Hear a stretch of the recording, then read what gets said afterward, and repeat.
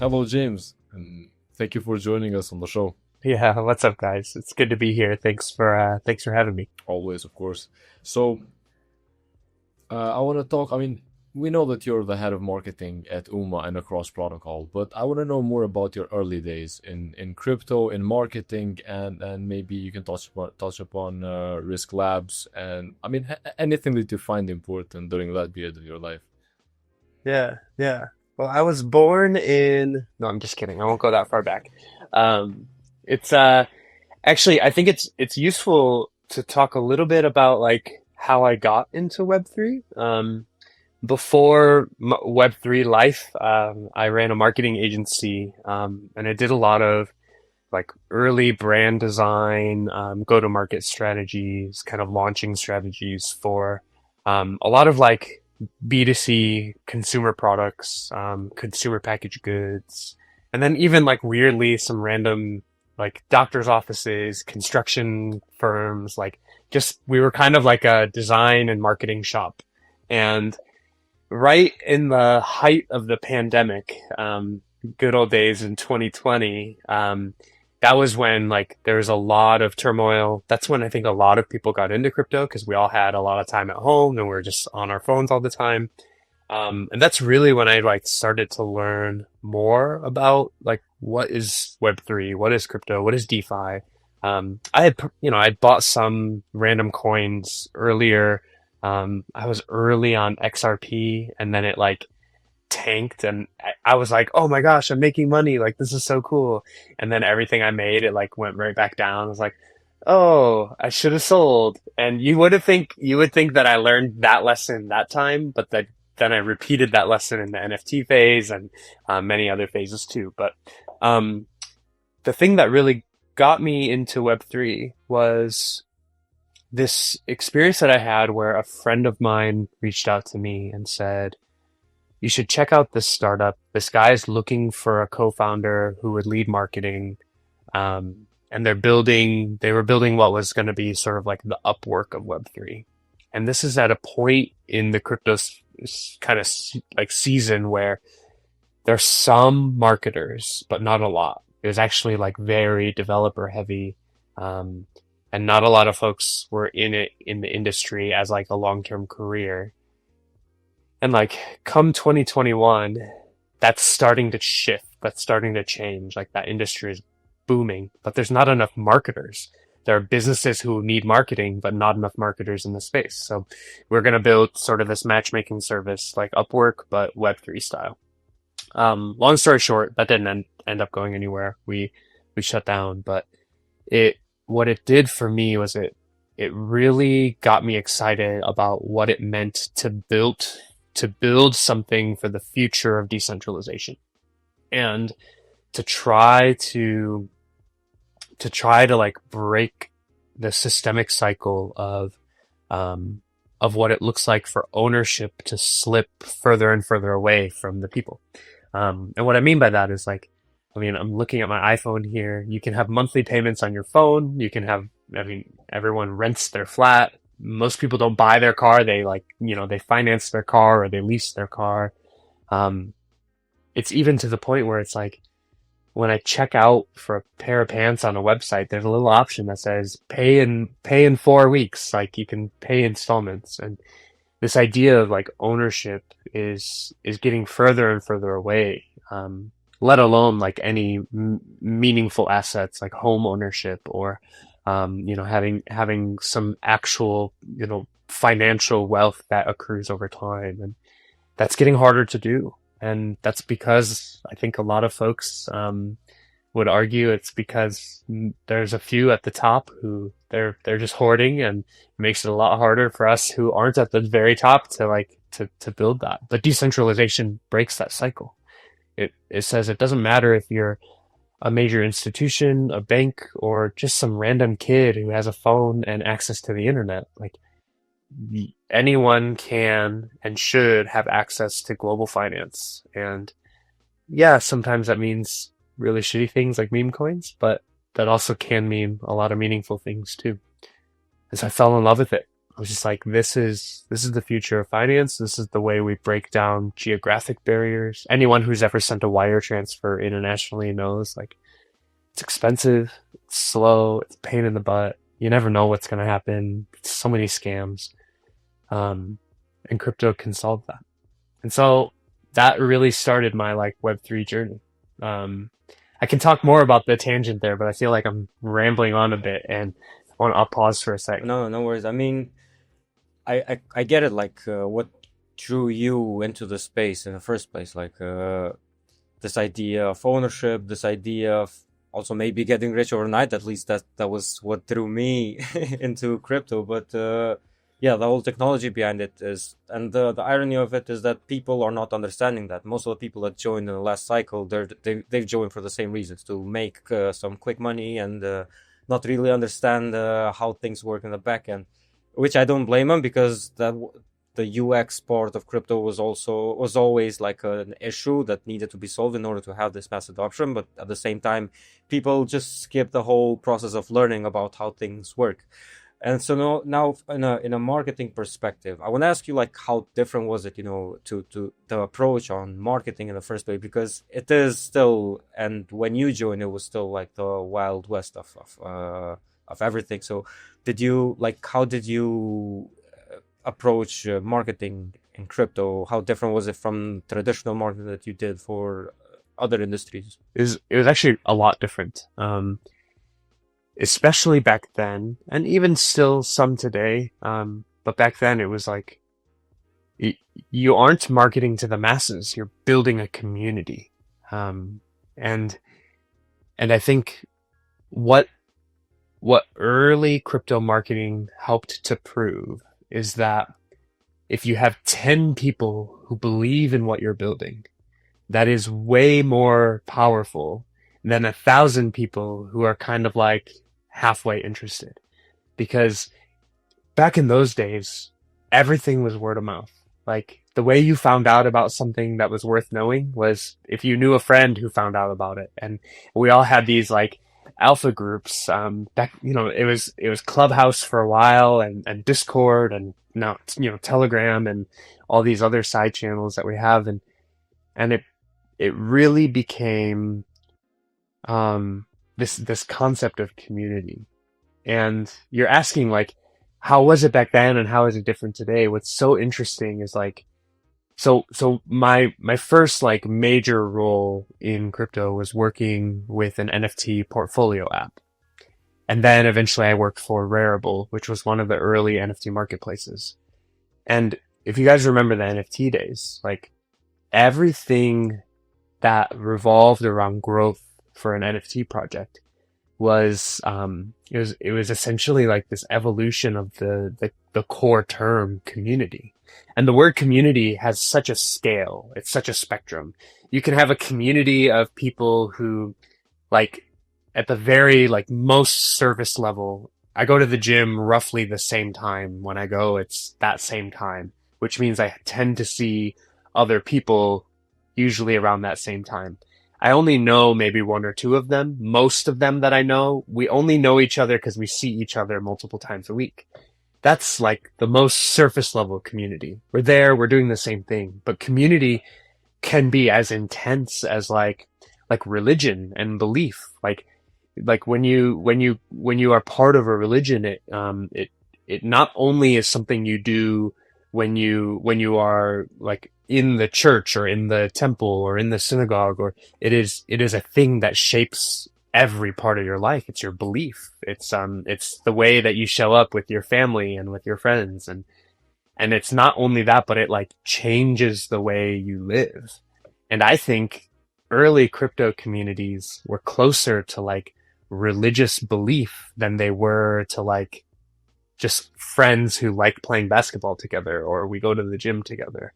Because back then it was belief in a project. It was, we all wore the same clothes, like these PFPs that we put on our profiles. We have this lingo that develops, like every community had their own little like phrases and things. And it kind of became like this cult movement where not only are you financially invested, you're putting your money in, but it's your time, your energy, your belief, your clothing, like every part of your identity becomes part of this. And that's what marketing was back then. You were just trying to build a small network of core believers. And the ones who did it really well, that community then had this like massive growth and ripple effect. We watched it countless times when I was at Rarible. The artists who would come in and the projects who would come in and say, hey, we want to do our mint with you. Like, can you support us with the drop? The ones that were most successful were the ones who, well before they even had their artwork done, they had a core group of people who believed in them. The artwork didn't matter. It could be a penguin, an ape, a monkey. It could be a turtle, a bug, whatever it would be. Like, and all of those existed. Like, it didn't matter what the NFT was. It mattered that the team had this ability to build belief around what they were doing. And that's what marketing was. It was the same for Rarible too. Like, a little bit different because it was a business, but like, we had a core group of people who believed in what we were building, and it became like this, almost like people who loved Rarible were diehard Rarible fans. They wouldn't touch OpenSea with a 10-foot pole because they believed in Rarible. And over time, that started to change and evolve. But that's what it was back then. It was really community. Yeah, but like, how do we preserve that? Because that's what I miss about crypto as well. Like the whole concept of being part of a community and like claiming that you are never going to sell. And I got the short end of the stick most of the time because I didn't want to sell in projects that I believed in, because it felt good to be part, and talk in late night discussions with a random guy in Malaysia or something. Yeah. And it was just nice. But like, I feel we're regressing as an industry in terms of that, in the sense that we're going too much into traditional marketing. And I know, with the death of InfoFi, I'm not saying whether it's a good thing or a bad thing, but that changes things quite a lot as well in the marketing sense. And we may see like different approaches, throughout 2026 and beyond. But like, I want to hear your take on this as well. Oh man. Now you're going to get me fired up. If I've been rambling so far, this is where I'll really go off. In order to answer the question, you said, how do we preserve that? You have to deeply understand what is threatening it. Know your enemy, right? Like, it's the same thing in sports. If you want to know how to beat a team in sports, you have to know that team. You have to know who their best players are, who's the keeper, who's the striker, who's the star that you just need to watch out for. Like, in this realm, understanding what was the threat, what was the thing that put community most at risk. And the sad part is you bring up InfoFi. I will like squarely put the fault of the degradation of community. It started back with the questing platforms, which I think were like early day InfoFi. They didn't call it that back then. It was these folks who they knew they could get an allow list spot to have an early mint or a cheaper mint than everyone else if they would post about whatever projects 10 times and be super active in Discord. And what it did was it kind of bastardized the core meaning of community. When I join a community, for me, it is not because I might get an airdrop. I join a community and I put my time and energy into projects personally, like outside of work, when I believe in the team and I think what they are building will be around 5, 10, 20 years from now. But if you flip that on its head and you say, actually, we want to reward the short-term belief, not the long-term. We want to reward the person who says, I believe in this project because I think I can make a quick $20. Then what happens is you have this churn cycle where your community is, they're super active pre-TGE or pre-NFT launch or pre-whatever that financial moment is. And and they would look like, and they would say it, they would swear it, that they are long-term believers, diamond hands. Like they will hold till they die. They believe in this founder, this project, whatever they're doing. And then the moment the airdrop happens, that token dumps. And we've watched this count. I can't even count how many times. It just happened with Monad. It's happened with countless projects before. And Monad is a really good example because they built this community for years. Monad was coming and coming and coming. It was like, oh, we're launching. And then when they finally launched, years of building this hype and excitement.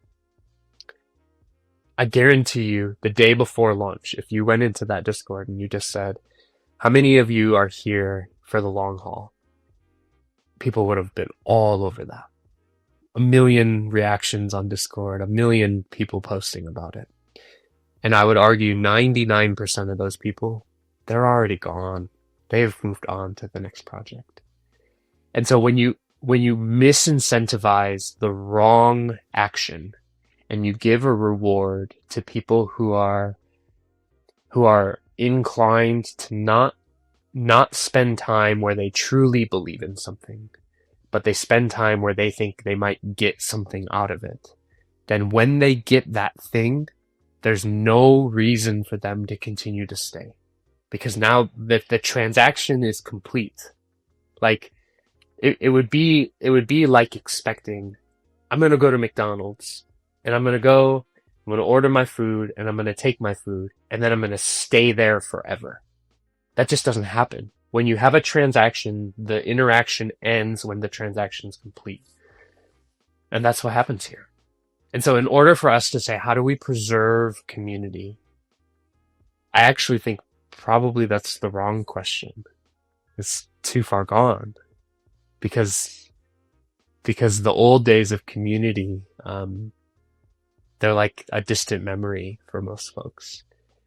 But the big first step, and I'm so glad, this is shout out to Nikita at X, the way that they changed their API availability for these folks. That was a game changer because InfoFi, I think, not only ruined the crypto timeline, but I think it ruined community at its very core because people were no longer there out of belief. They were just there to farm and move on. And really, like, genuinely, in platforms like Kaido, this is not what Vitalik was talking about in his white paper when he mentioned InfoFi. This is not what he meant. He didn't mean just AI slop that regurgitates on the timeline. Like, Vitalik is a brilliant guy. What he meant by InfoFi was not what it turned into. And so I think we shouldn't preserve community. We should let it die. And we should rebuild something new. We should change it. Completely change the way that we think about it. Because otherwise we're just at risk of making the same cycle again. That one statement was the coldest statement I've heard in quite a while. We should just let it die. But yeah, I mean, I want to talk about both the points that you and Dran made. Because I think, I mean, crypto is evolving, right? And as an industry is evolving rather quickly when compared to other industries, probably because of the technology that we have in our hands right now. And connectivity as well. I mean, the whole world can enter the crypto industry with just a few taps and an internet connection. But I think that, let's say, InfoFi is dying, and it's good that it's dying because it destroyed our timelines, it destroyed our sacred place for crypto, that was Twitter. It was the best place before, Kaito and everything else came and to be this famous. But what do you think is like the next step for crypto projects as a marketing guy? Like what do you think is the best type of project right now to achieve like mass adoption or make a boom? Because personally I think it's consumer apps. I mean, I'm gonna mention Polymarket. I've been mentioning this project for like 6 months now. It's not even a project right now. It's a giant in this space. And what they did was amazing because, they're a consumer app that focused on building a good interface and Mm. doesn't even mention crypto like in any of their ads, to be honest. Maybe they mention it somewhere, like just a tiny bit of the ad could be Yeah. about crypto, but they're focused on what people want, and they're onboarding Mhm. people without them knowing it. So what could be like the next sector that could blow up in crypto and create these communities, or even if not communities, this emotion that we used to have about crypto and get excited about crypto? Because right now, although people are building, it's the same things over and over again. I don't know. I'm kind of in a crossroads right now. Yeah. Yeah. I feel that. And I agree with you. I think we are,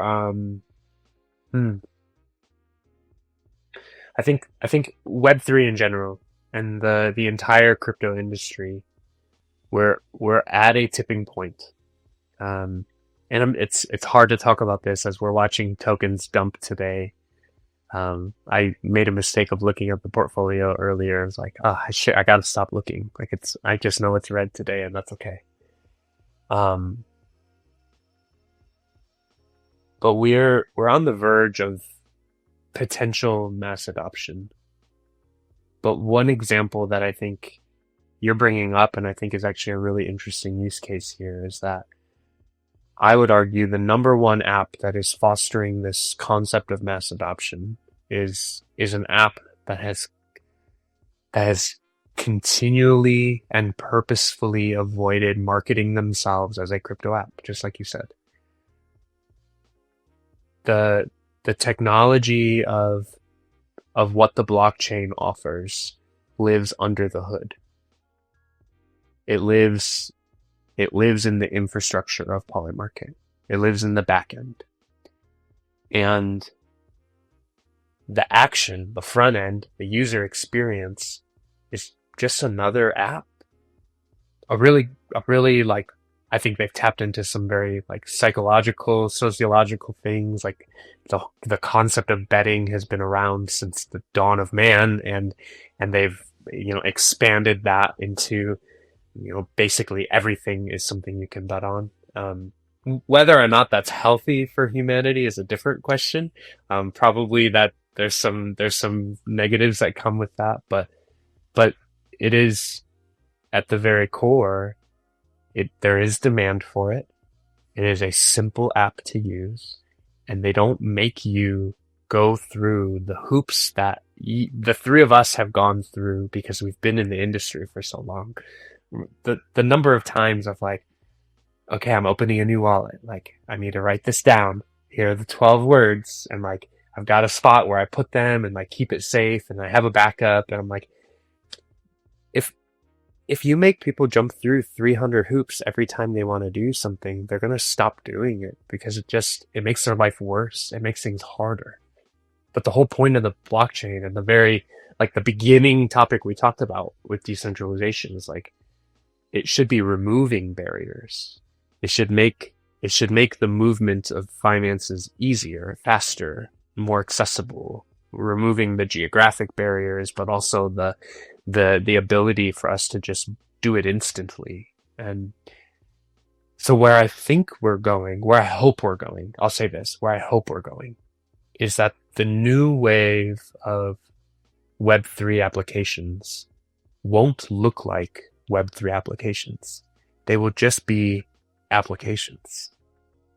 And Web3 will be part of the infrastructure under the hood that allows it to live and transact and be the most efficient version of what it is. And a really good example of this is like, imagine eBay. We all know eBay. I think eBay had its height. It's been, I don't know, a decade or longer when it was at its biggest height. But people even still today, like they use it as their primary marketplace for buying and selling things.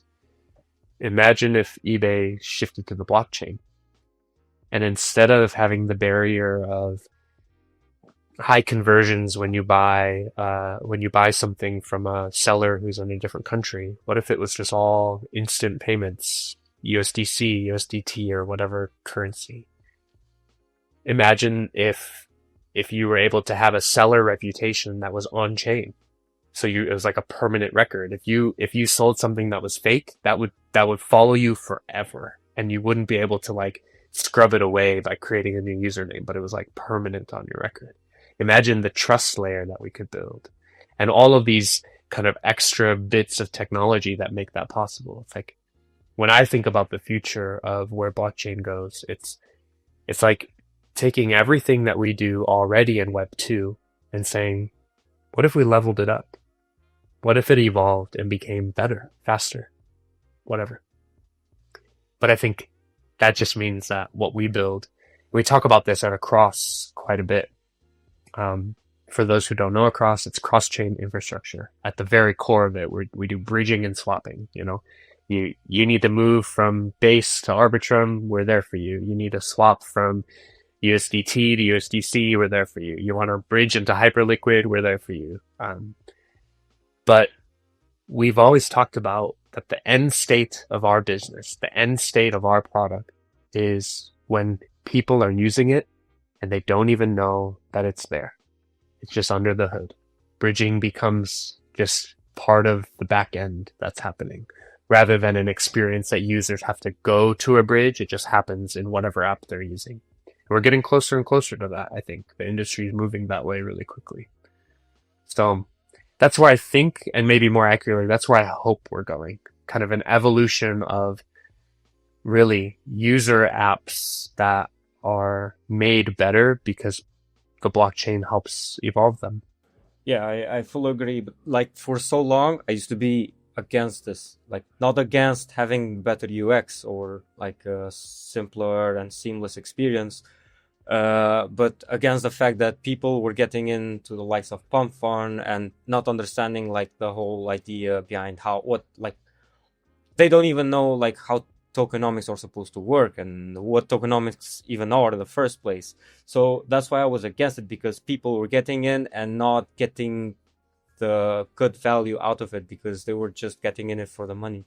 And but like now that I stopped and thought about it, like when I learned how to send emails, I didn't have to learn about the whole backend thing of how sending an email has to work, and I don't even need it. Like I don't think I will ever have a time where I will need to fully understand how to send an email, you know. But at the same time, you guys mentioned Polymarket, and I agree. The whole idea of making everything so abstract so that the user doesn't understand that they're using crypto in the first place is good for mass adoption. But at the same time, the industry worked so hard for a lot of years to make sure that the stigma that crypto had, that it's just gambling, it's not true. But now all of the major platforms that are onboarding people through these means of making everything so abstract and so seamless, they're all kind of like gambling and high risk platforms, which I'm not necessarily against. I'm just saying that people are still getting in for the wrong reasons. And then there's the other issue, which is we had an episode a couple of weeks ago about taxes and the whole CARF thing. And there's countries that make you liable for paying taxes even if you make a single crypto transaction. And if you're making hundreds of transactions on the back end without being aware that you're making crypto transactions, then like what are the issues going to be there? I just know there's a lot of things that people need to understand, and especially also on the regulation aspect, in order for the industry to fully move on. But that's just like my take on this. Yeah, I agree with you. I think it's interesting to look at like what are the real use cases of crypto. Probably at the end of the day, the most knowledgeable users will be the ones who they benefit the most, right? They understand it most deeply. But in the same way, like I don't actually like as a concept, I understand how we are doing this recording. But I couldn't tell you all of the infrastructure behind the scenes of exactly what servers, or the AWS or Google servers, or where does it live? Is it uploading in real time? Is it streaming like how you stream something in Netflix? Like how does this work? But I do get to reap the benefit of it. I would argue that people who have a deep knowledge of how this works and are builders and can leverage that technology for what they build, they benefit the most from this. But we also benefit from it. A really good example here is you look at the massive movement of stablecoins right now. And it's so interesting because I think stablecoins back in 2020, 2021, I remember guys saying like, this is a scheme. Like you can't have a digital asset that's pegged to the US dollar. It's all fraud. Like these people are all just money launderers and scam artists. But now if you look at the real use case of what stables are doing, take the Turkish lira, for example. Anyone who studies any sense of like financial implications around the world, you've heard of what has happened in Turkey. The economy there has not been stable, and over 10 years, so 2016, the Turkish lira was about maybe 2 to 3 per US dollar, like 2 or 3 Turkish lira for a US dollar. Fast forward to today, it's over 40 Turkish lira to $1. That massive amount of devaluation because of government instability, economic instability, all of the reasons that kind of lead to that. But imagine if you, back in 2020, you started to see the trend. 4 years, you're seeing, oh shoot, like Turkish lira is on the trend down. And you learned about blockchain early, and you started to say, I'm going to take my salary and put it into stablecoins. I'm going to have a savings that's in stablecoins because it's a less volatile currency. Not only are you hedging against deflation, but you're also like protecting your future and setting aside in a way that's actually like protecting your finances, your family in very meaningful ways, right? Like it wouldn't even mean you're a wealthy person, but it could just be simply just hedging against what is happening in the country.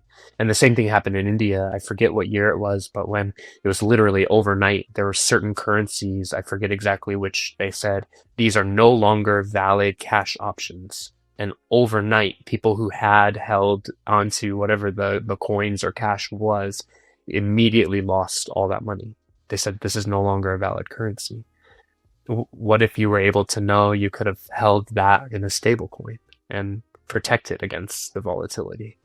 That's a real life use case that I don't think requires in-depth knowledge or understanding of technical white papers. But you still reap a major benefit if you're able to understand the basic concept. Yeah, and stable coins are literally one of the, it's like, I don't know if I can say product market fit, but I mean, everyone uses them because they need to use it. People who use them only use them because they need to use it. There's no, I mean, you're not promised life-changing gains. You're not promised this, like in betting or in meme coins or in everything else, you're promised something else other than utility, right? But I do have to disagree with Dran and his point that crypto and gambling are like, crypto is only being used for gambling and everything, betting and whatever. Because I am a big supporter of DeepIn projects as well, and I think that DeepIn is one of and RWAs as well, but we're gonna get to that maybe another day because it's just huge. DeepIn is literally one of the biggest, in my opinion, sectors in crypto. I mean, one of the sectors in crypto that has the biggest potential because of how it works. I mean, there's projects who monetize your like your Wi-Fi router, right? You can monetize charging stations for electric vehicles. You can monetize everything. And coming from a country like mine, these are things that could benefit the people, not only money-wise, right? They could benefit the people because they're getting better service in areas that centralized parties do not get involved or do not invest their time and money. For example, one example would be internet connection. I mean, rural areas, I mean, even in the like local coffee shops, because in my country we have a lot of freelancers, right? Extremely, like the young people, they freelance a lot and they want to change their office a bit. From their rooms, they want to go to a local coffee shop and work. but the Wi-Fi is not working, and the no one cares, right? But the freelancer cares. So there's quite a lot of like places where you can apply crypto or blockchain technology, and it doesn't have to be through a token. It can be just the technology, and then incentivization can come through a different way. So what I'm trying to say, sorry, Jen, is that there's quite a lot of sectors in crypto that can benefit and will benefit the whole, like everyone in the world, like humanity as a whole, in the future. And but yes, right now I've watched a video on YouTube that there is like literally the truth. There's a gambling pandemic, not just crypto. Everyone wants to gamble. There's banks in US, neobanks, that when you enter, you get a free spin of whether you're gonna win 100 euros on that specific day, and then you can buy spins for a euro each. Like, you're a bank, and you're promoting gambling through your own platform. So what I'm trying to say is, I don't think crypto is the problem. I think it's enabling quite a lot of things, but the problem is people and the economy in itself, because it's getting really hard to get rich. I mean, by working normal jobs, you have to do something out of the ordinary, or gamble, or just take risks that are crazy. Thank you very much for coming to my TED Talk, Dren. I fully agree with you on like 99% of the things. What I meant is that the platforms that are making everything so seamless and making everything obfuscated in a way that the user doesn't know that he or she is using crypto, most of them, so these big companies that are onboarding these millions of people, they are, some way or some form related to high risk activities, which is, for example, gambling, or let's say Pump Fund, which onboarded millions of normies into the space. But yeah, I agree with you. Like, that's why we're in this industry in the first place, because we like the technology, we like what it represents, and yeah. Okay. It's interesting, and what's funny is I agree that yes, crypto has enabled a lot of speculative financial outcomes.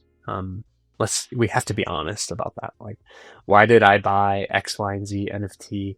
Really? Did I really believe that they were going to be the next revolutionary AAA game studio and outperform like the teams that have been building games for decades? No, let's be honest. I was hoping they would. I was hoping that they would pull that off, because then I would know I got in early, right? Like I was able to make some money, but also like I was placing a bet.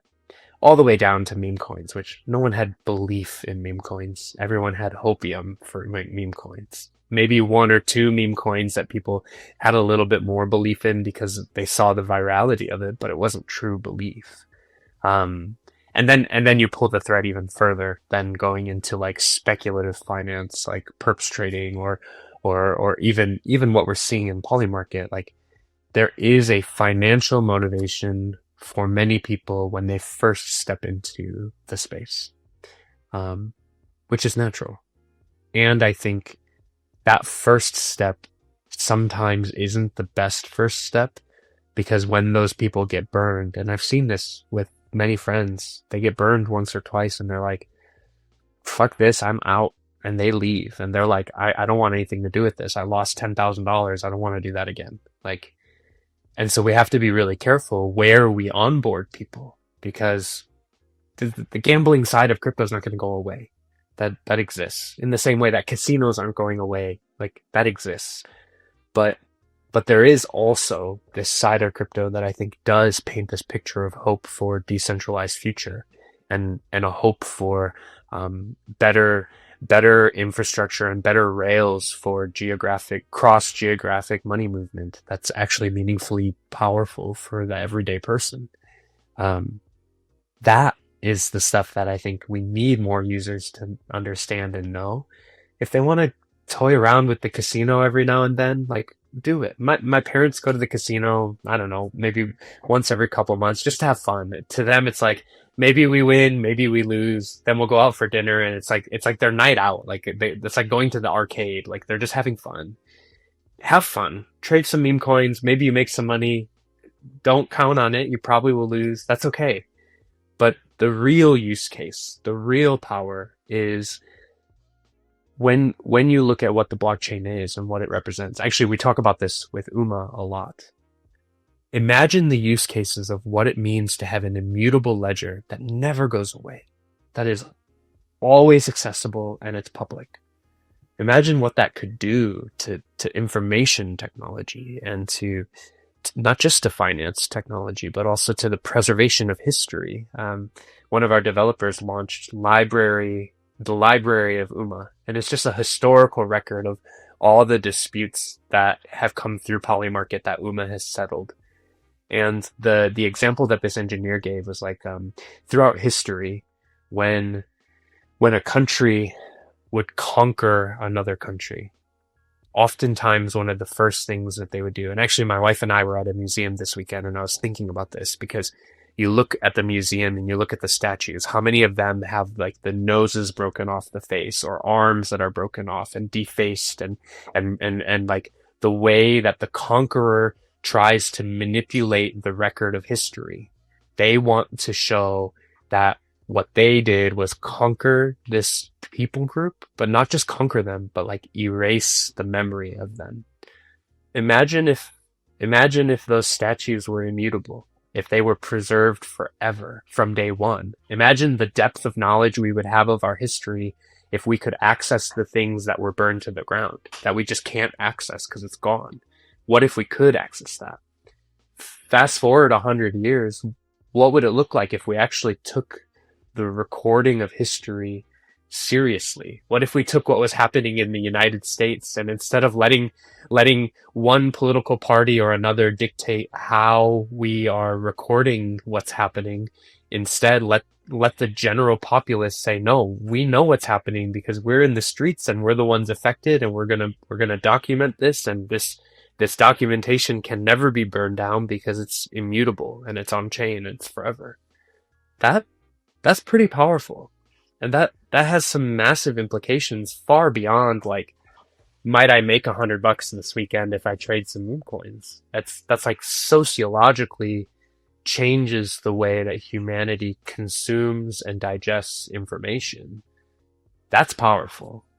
And that's something that not enough of us talk about, and not enough of us are sharing with kind of the general populace so that they can understand there's more value here than just the casino. The casino's not going away, but that shouldn't be where they stay. If that's their entry point, let it be just the doorway, and then let them get to the rest of it too. Yeah, I mean, blockchain as an idea, as a concept, and even in practice, not only economically, it can be used for politics as well. And you just said history and preservation and verifiability, and I mean, it has 100,000 amazing use cases. But people want to try and make money first, because it's a young industry, and I don't blame anyone. When I joined, I also, like, the first time I ever heard about crypto was back in 2017.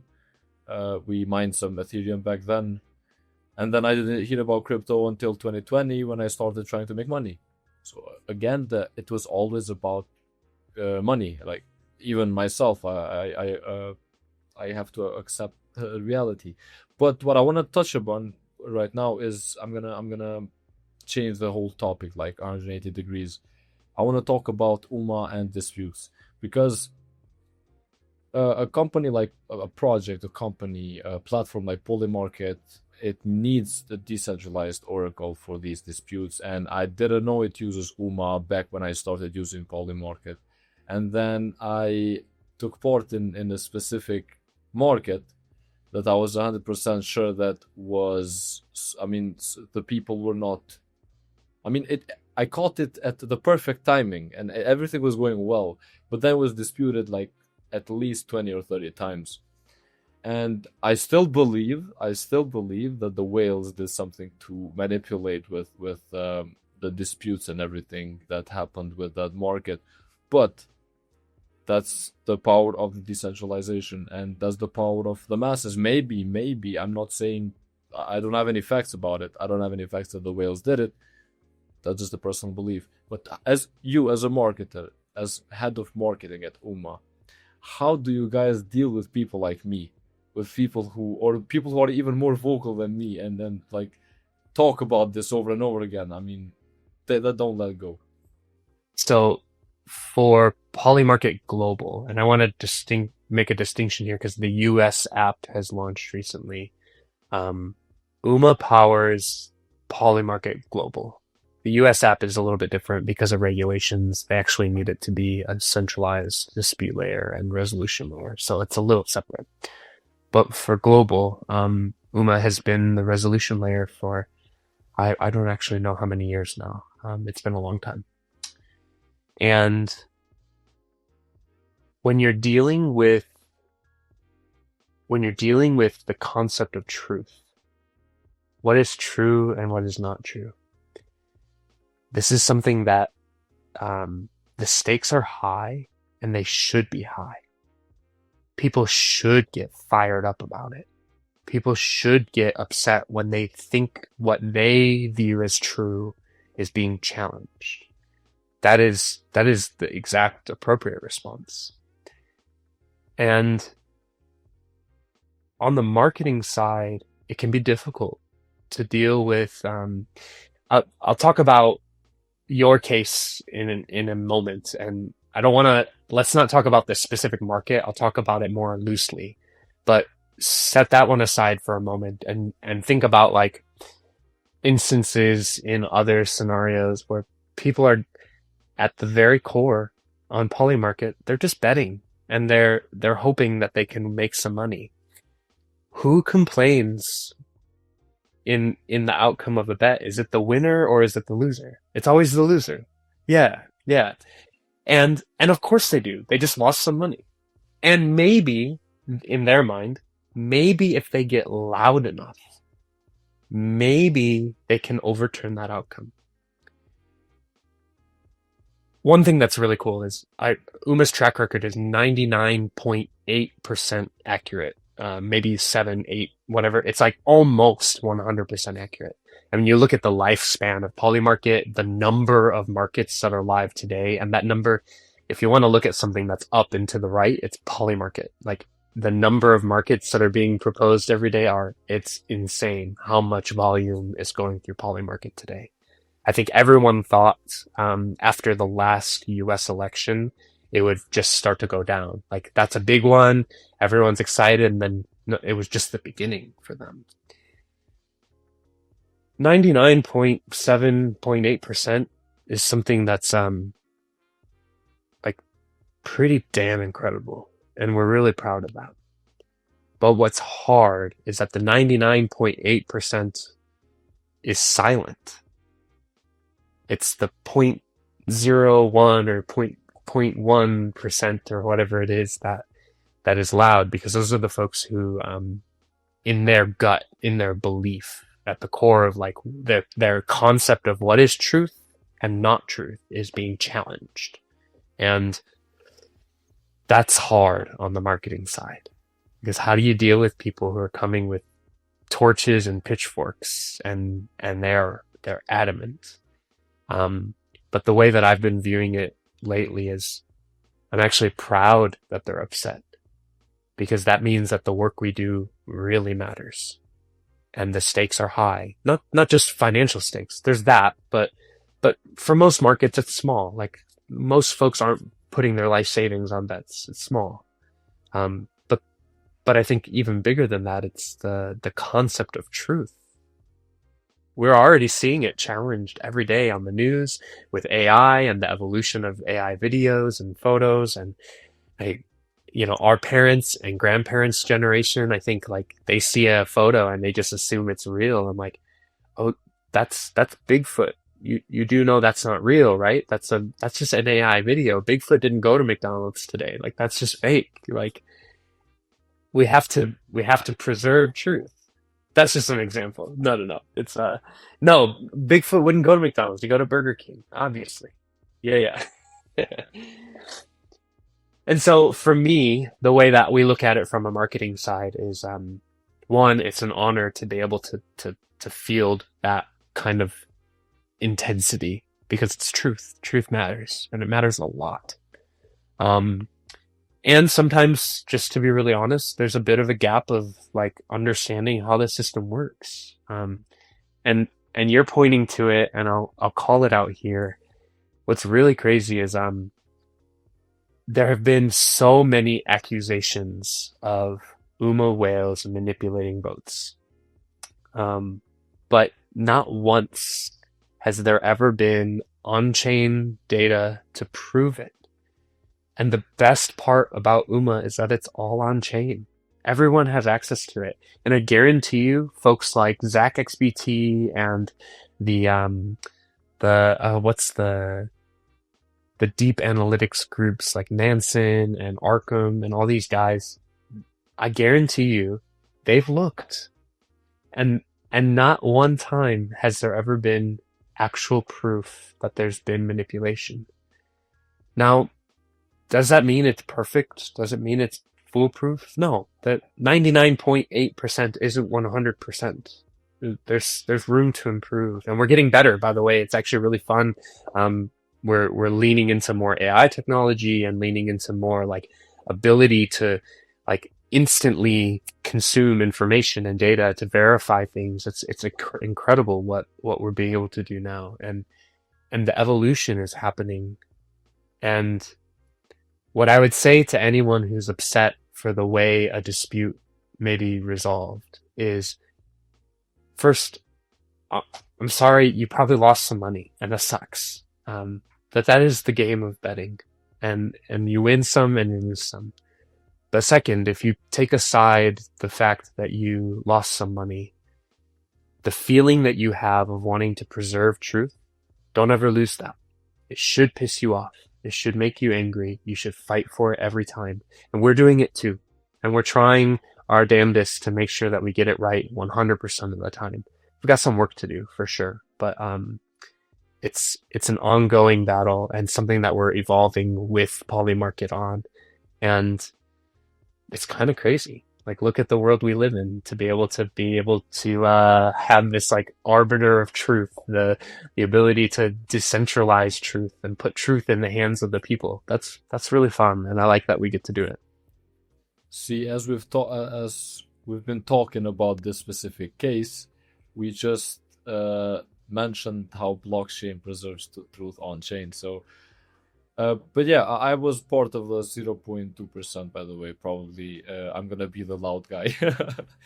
Whenever I lose a bet, I'm gonna be accusing everyone else because I always win. But yeah, what I'm trying to say is that that's the scary part about decentralization as well, because people with power could somehow, I'm not sure how, I'm not basing my statement on facts, but it's just a thought that always crosses my mind. What if it gets manipulated? Like, for example, what does UMA right now use? What kind of mechanics, or how do I call that specific thing, that keeps whales away from manipulating any dispute or anything else? And I'm not saying this to attack UMA. I'm just saying I want to know. Because I'm a user of Polymarket, the whole concept of this decentralized oracle, it amazes me. So I just want to know how this works. Yeah. It's it goes back to the Schelling point concept that Vitalik wrote about in his white paper a long time ago. And the most basic understanding of it is that when you give financial incentive to truth, that layer of financial incentive is enough to protect from manipulation. Every time and anyone has tried to influence the outcome of a vote, and every now and then we see people in the Discord comments, like, you can see them arguing hard for the no market, even though it's 99% yes on Polymarket. Well, it's obvious they threw a bunch of money at that no market, hoping to make that 99% flip profit. Anytime you see that, what happens is that person, they're financially motivated to try to sway the vote. And everyone else is financially motivated to try to preserve the truth. And so really the mechanism at its very core is we need more voters, because the more voters you have, the more you can decentralize truth, the more you can decentralize the verification process, the better it becomes. It becomes a lot more resilient to the edge cases of people trying to manipulate things. On the back end too, there's all the technology and the work that we're doing. Like I was alluding to with AI, like it's incredible how quickly now we can verify the score of a sports game, for example. Like we're getting to the point where like you almost don't need humans involved in the process at all, because the sports game, the buzzer hits, the time ends, the winner's announced, that information gets put online, and the Oracle is able to take that information and put it on chain, and it's verified all automatically. Like it's kind of incredible. And we're getting better and better at that. And that will only progress as technology improves too. And I'm not on the engineering team, and so the engineers on the UMA team probably would have a more eloquent answer to like how we're working on the technology to continue to like make it more and more airtight. But I want you to know, and I hate that you've had a negative experience, but I want you to know, like, we care very deeply for the preservation of what is truth, and it's not always easy. Sometimes it's actually quite difficult, and we're doing our best to make sure that we come to the right outcomes. Yeah, look, the facts are that I lost a few markets, but I won a lot more. So I'm trying to just make a question and base it on my personal experience, but to the viewers or to anyone who's listening, the experience was smooth. Even if you lose, the experience is smooth. So yeah, you can win all of them, right? Yeah, the thing is, thing is, like, I understand Otis and his frustration, but at the same time, if I was part of the people that won, but the real outcome is a bit complicated, maybe I would plead the fifth, keep my mouth shut. I wouldn't like try and make it a situation if I'm going to be losing money, right? So at the end of the day, it's a betting platform in a way. Like you either win or you lose. It if people get lied to every day, with the media, with the news, and they don't raise any questions most of the time. They keep they keep their eyes closed, but as soon as it involves money, people will find a way to make it a bigger deal than it actually is. I'm not saying that it was right or wrong or anything like that. I'm just saying that because it involves money, that's the reason why people question, validity of some things. So I mean, now I want to touch upon Across as well. You guys have introduced this intent-centric model.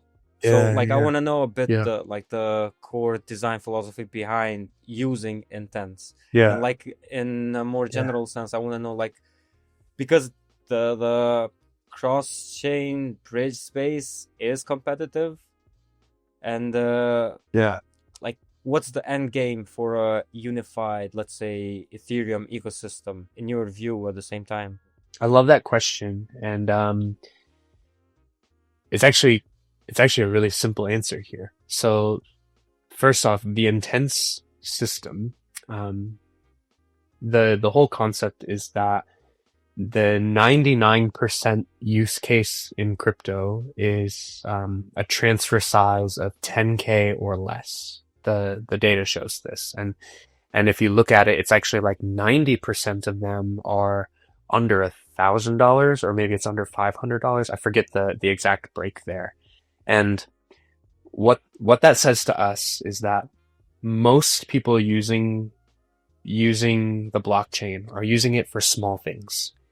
And when you're moving small amounts of money, you can't afford to wait 10 minutes. You definitely can't afford to wait an hour.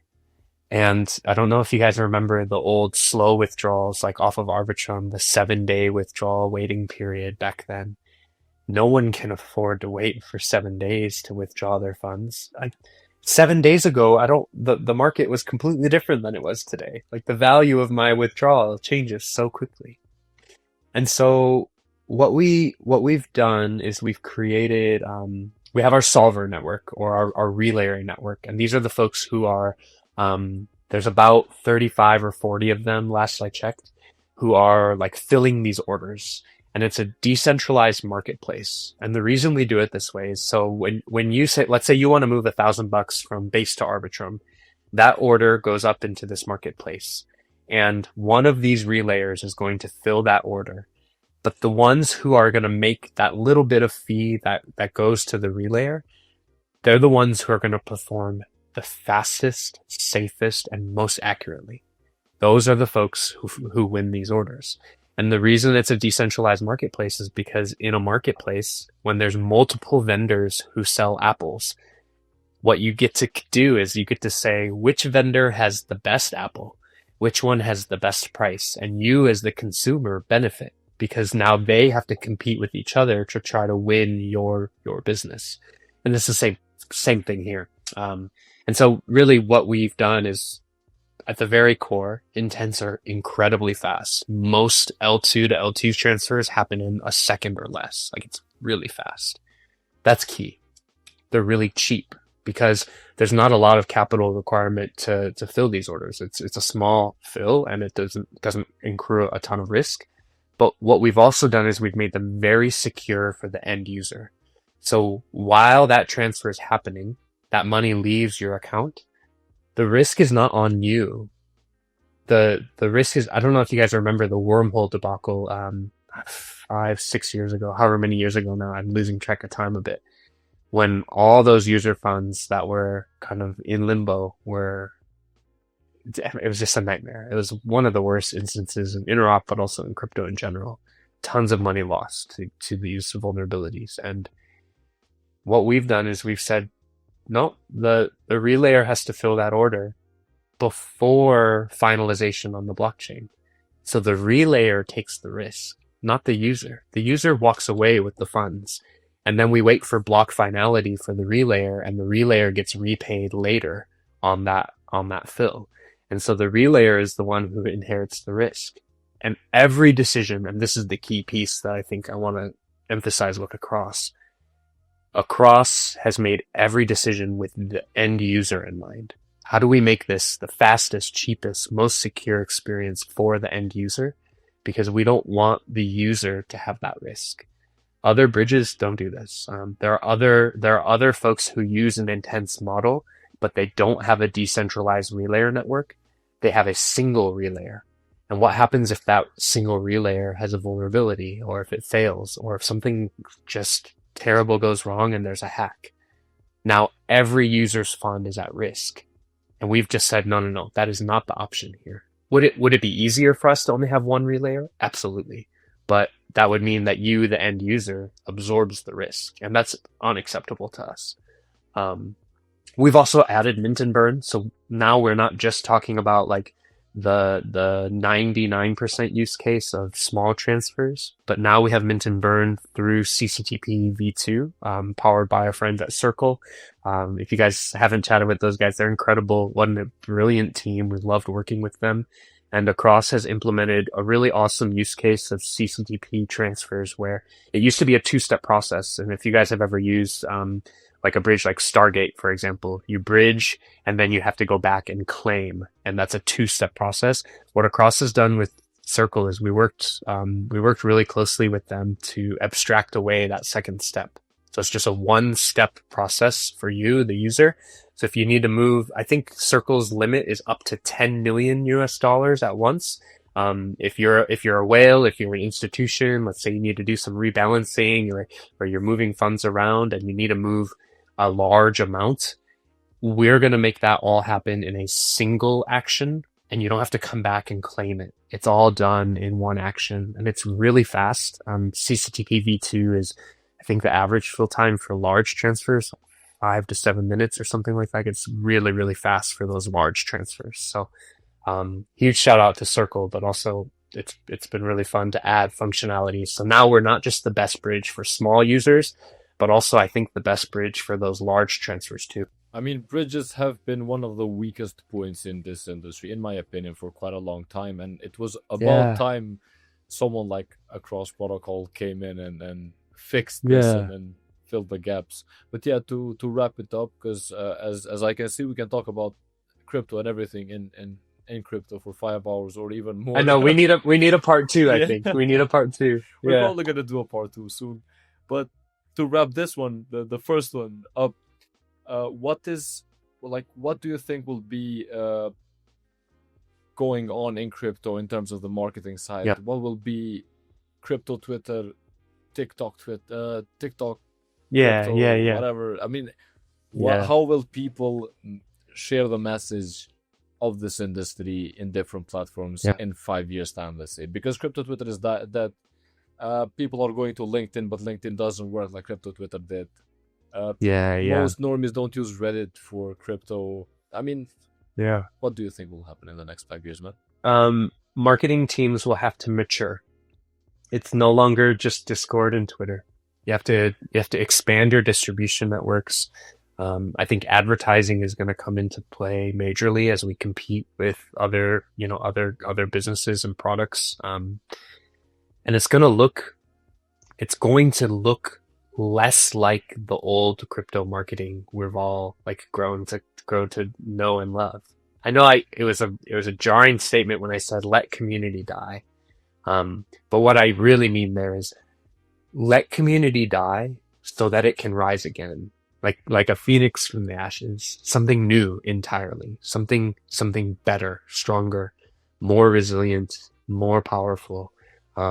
That's where I think we're going. So I think it will be a blend of some like traditional marketing fundamentals with this new addition of what we hope to see as the kind of community evolution or the 2.0, the rebirth of community. Sounds good. Sounds amazing. I mean, yeah.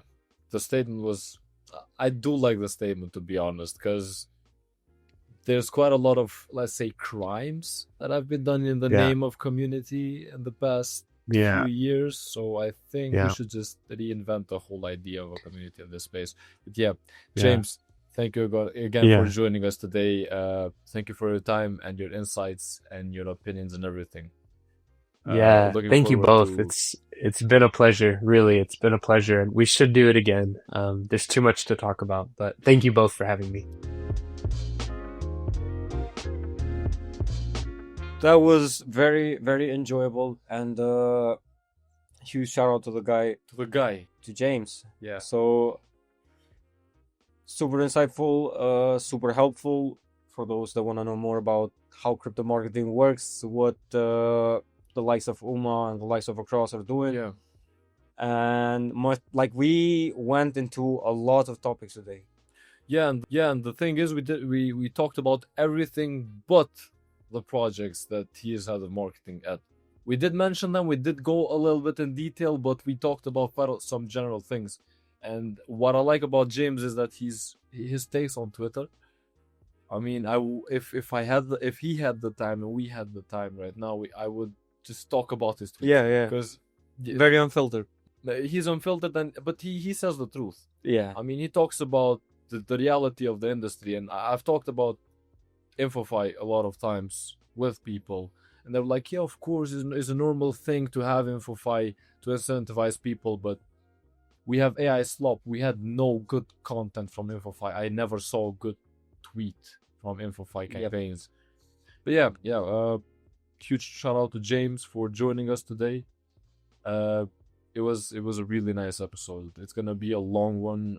Our editor is dying right now thinking about editing this episode. So thank you for joining us again, guys, and we'll see you on the next episode. Bye bye.